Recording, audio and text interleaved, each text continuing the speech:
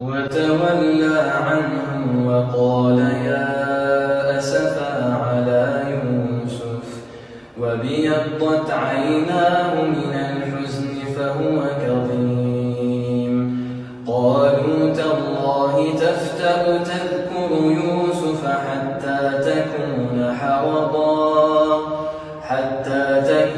حرضا أو تكون من الهالكين.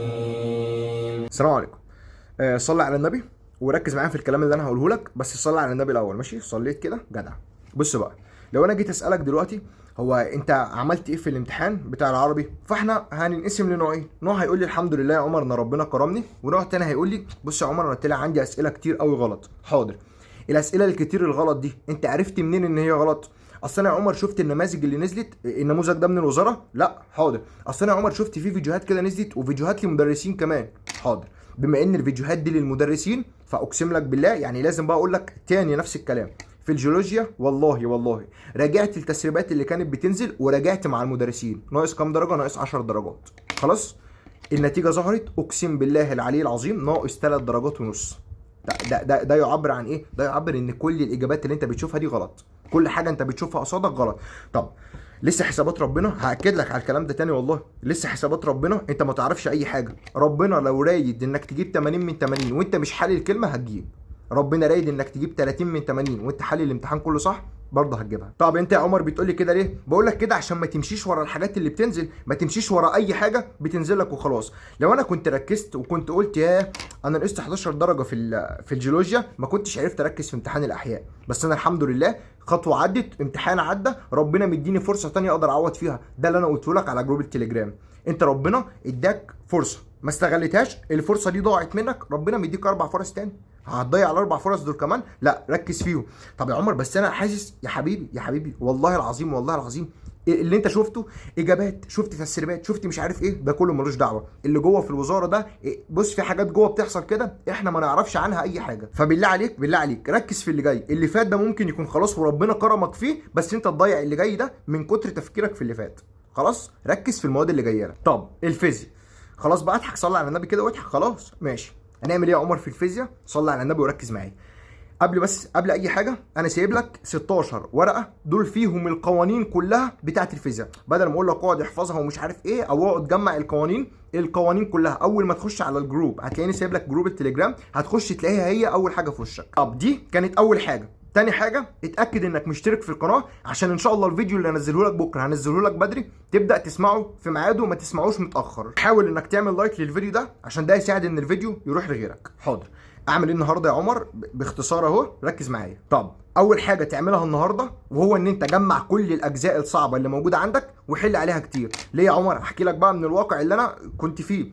انا كان عندي حته الاجهزه ما كنتش فاهم فيها اي حاجه، بس كنت حافظ قوانينها، فانا قلت هخش الامتحان ان شاء الله السؤال هيجي لي هعوض بالقانون وابدا احل. قسما بالله السؤال اللي جه ما عرفتش احله وحليته غلط، كان السؤال اللي هو بتاع 75 ولا 25. طب انت يا عمر بتقول لي كده ليه؟ بقول لك كده عشان دي غلطه انا عملتها واثرت معايا. طب ما انا كان ممكن لو طبقت بالقوانين قبل ما اخش الامتحان كنت جبت السؤال صح. بص اهو اللي حصل والحمد لله. بس المهم الاجزاء الصعبه بالنسبه لك النهارده، انا مش بقول لك في اجزاء صعبه في المنهج، لا، اي جزء صعب بالنسبه لك ابدا اقعد هات القوانين بتاعته وطبق عليه كتير. طب نيجي الناحيه تانية، الكلام اللي انا بقوله لك ده عشان ان شاء الله لما تخش الامتحان تقدر كده انك تقعد وتحل والاسئله اللي تقف قصادك تكون قليله.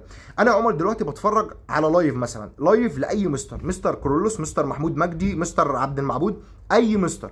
ابدا يا عمر اعمل ايه؟ والمستر بيحل قبل ما يحل حاول كده انك تحل السؤال. ليه يا عمر؟ لان بالله عليك اسمع كلامي، اوعى تكون اول مره تحل فيها وانت داخل الامتحان هتقعد عارف السؤال وحافظ القانون بس مش عارف تطبق خالص. يبقى بص بالله عليك مش هينفع تخش الامتحان وانت مش مطبق. حاول انك كده وانت بتتفرج على اللايف او انت بتتفرج على المحاضره تطبق ورا المستر. طب ليه يا عمر انت بتقول لي كده؟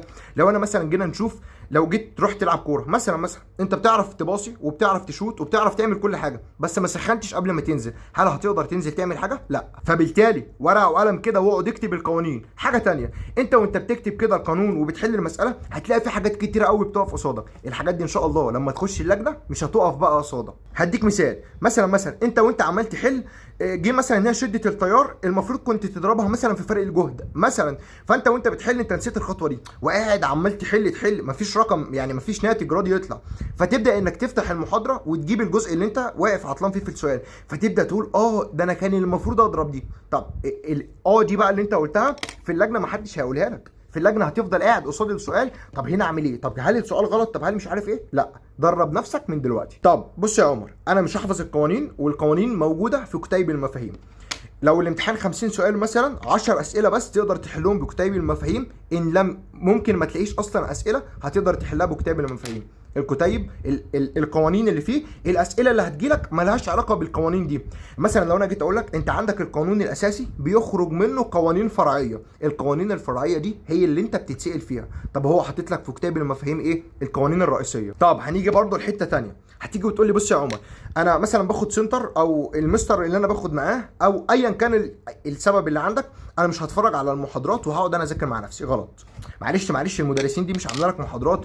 اي مستر عمل مراجعه هو قعد جاب سؤال وجاب فكره ومحضر لك المراجعه دي بقالها كتير قوي، فالمراجعه دي هتفيدك مش تضييع وقت. طب انا النهارده يا عمر، وصلي على النبي عشان بقالنا كتير ما صليناش، صلي على النبي، انا النهارده يا عمر اعمل ايه؟ ماشي، واسمع كلامي والله هتدعي لي. النهارده حاول انك تخلص الكهربيه. اشمعنى يا عمر؟ لان انت الحديثه تقدر انك تخلصها بسرعه او اسهل من الكهربيه. عمر انا الفصل السادس في الحديثه لسه ما ذاكرتوش وما اعرفش فيه كلمه، لا ده اللي يتذاكر، سيبك من الكهربيه خالص وروح ذاكر الاجزاء اللي انت اول مره تفتحها. بس بالله عليك حاول انك النهارده تخلص الكهربيه. طب اخلص الكهربيه وانت بتخلصها اول ما تيجي عند الفصل الثالث والفصل الرابع اقف بالراحه كده وذاكر الفصول دي بتاعني. ليه يا عمر؟ عشان اكتر الاسئله اللي هتجيلك بدرجتين هتجيلك على الفصول دي، وهبقى افكرك ان شاء الله لما تخرج من الامتحان. وفي الحديثه طبعا احفظ الفصل الخامس والفصل السادس، اكتر فصلين تحفظهم، شده الضوء لما بتزيد، شده الفوتون، مش عارف ايه علاقه الطول الموجي بالتردد، الحاجات دي ابدا انك احفظها. طب وبمناسبه الحديثه هتلاقيني كده سايب لك فيديو فيه يعني زي ايه مثلا ملخص الحديثه في ساعتين، ابدا خش واتفرج عليه. طب النهارده اخر حاجه عايز اقولها لك، اقعد امسك ورقه وقلم. فصل الاجهزه انت ضامن فيه سؤال بدرجتين، انا لازم اضمنه. كيرشوف انا ما حلتش عليه كتير، لازم احل عليه كتير لان ضامن برضه عليه سؤال بدرجتين. ابدا انك اقعد كده وشوف الاجزاء اللي انت واقع فيها ومش عارفها، ابدا ركز في الاجزاء دي كويس قوي. طب عمر معلش قول لي طريقه احل بيها الاسئله او حاجه كده سهله تسهل عليا وانا بحل الاسئله. دي الطريقه اللي انا عرفتها في الاخر وفرقت معايا الحمد لله. تعمل ايه؟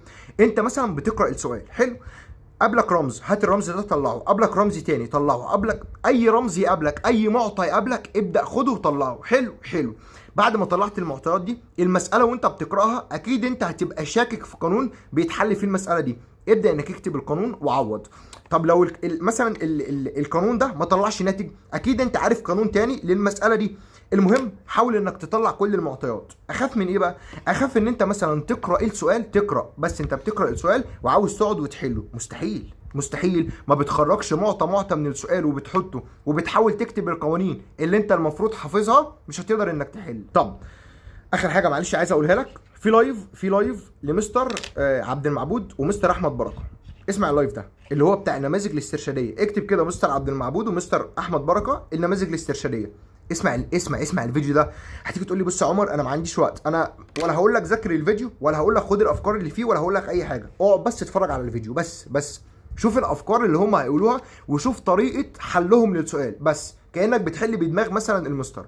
اقعد اتفرج على الفيديو ده والله مهم جدا. وبالمناسبه يعني لو جيت تقول لي انا مع دكتور كرولوس او مثلا انا مع مستر محمود مجدي، فانا كنت مع مستر محمود مجدي واتفرجت على مراجعه مستر عبد المعبود، جه منها سؤال بالنص اللي هو سؤال الكيو وكان بدرجتين، فبالتالي بالله عليك بس ما تقوليش ايه اصل انا مع المستر ده فمش هروح للمستر ده. انت كل ما تتفرج اكتر وكل ما تسمع اكتر كل ما بتلم حصيله اكتر وبتفهم حاجات اكتر. بس فدي كانت الحاجات اللي انا عايز اقولها لك النهارده. ان شاء الله استنى فيديو بكره هيفيدك قوي، وهنزل لك كده كام فيديو تبدا انك تتفرج عليهم برضه هيساعدوك. ركز النهارده وتوكل على الله وسيبك من اللي فات، ركز في اللي جاي اللي ان شاء الله ربنا هيكبر بخاطرك فيه. اخر حاجه بقى ما تنساش انك تشترك في القناه وما تنساش انك تصلي على النبي.